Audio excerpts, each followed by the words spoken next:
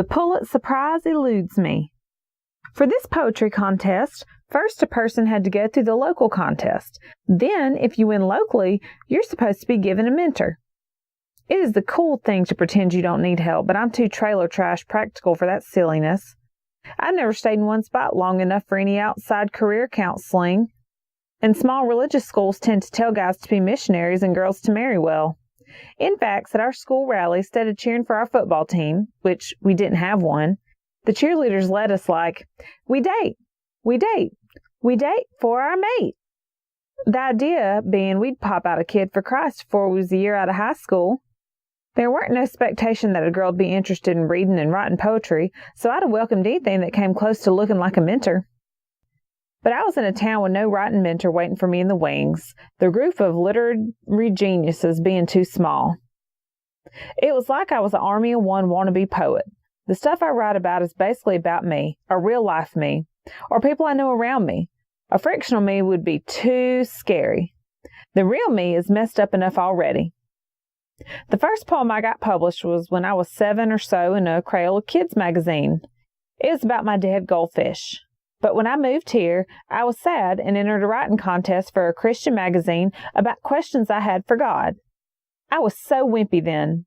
But then I won and thought, I can be me and still make life work. When I arrived at the contest, there were groups from California, Texas, and Detroit who had banners, matching jackets, and motivational chants. I didn't have a banner, and my jacket didn't even match itself, and the only motivation chant I could come up with was the CD soundtrack from the Karate Kid that I picked up from the Goodwill Hunting store for 25 cents. You're the best around. Nobody's ever going to take you down. Sigh. I decided it was too late to freak myself out and that I needed to make the best of it. After the judging, but before the announcements of the winners, there was an open poetry reading. A bunch of contestants read their poems. Each was about Black history, race relations, freedom riders, overcoming, and stuff like that. I had a real problem with figuring out where to put my commas. Commas are my weakness. They're my bed, Nor. That's a fancy French word for some bugaboo that's like hiding under your bed. Or maybe it's hiding in your closet or some hidey hole in the dark. But at any rate, it keeps coming out at night. But the point is, I tend to shove them everywhere. If a sentence is lonely, I find a place for a comma. I'm not asking you to overlook my comma addiction. I'm just letting you know I'm aware of the problem, and I'm working on it. The next day I presented my poem. I knew I was doomed as my poem was about being yourself. It is about the season of winter who doesn't want to be anything but winter. Though really it is about a girl who knows who she is and doesn't want to be nobody else. There is not one mention of race in my poem. When the others read their poems, it was like, rah, rah. Then I read mine, you could hear crickets chirp. It's actually funny now. I guess it is a case of knowing your audience, or not, as the case may be. I'd found out the trend for winning poetry contests was anger, but mine was not angry. Oops. My story was based on a girl I know, actually a lot of girls. My 9th friend just got pregnant. Well, she wasn't my 9th friend, just the 9th one to get pregnant. 9 different girls in 18 months, all 15 and 16 and 17, and none married. Not too much anger there, just a lot of sad. So I figured my only chance was to dazzle them in the interview.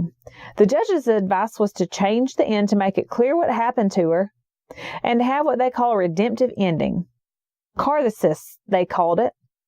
Someone told me that's a fancy geek word for purging the soul. In that way, the ending be sort of upbeat, in a downbeat kind of way. But all the time they was telling me such bull poopy, I was thinking this poor girl's all the time getting slapped around by her boyfriend, dumped no sooner than he finds out she's pregnant with his own kid, and they want clothes, sure, in redemption. I was glad they was considering giving me a prize, but I think having a clear ending would have been like the lazy way, to make things neat and tidy seem like a cop-out. There's no way that girl's ending is nothing but sad and tangled and all mixed up. The only upbeat ending I could see inside that play was that she was getting beat upside the head. After that experience, I realized literary fame wasn't going to come knocking at my door.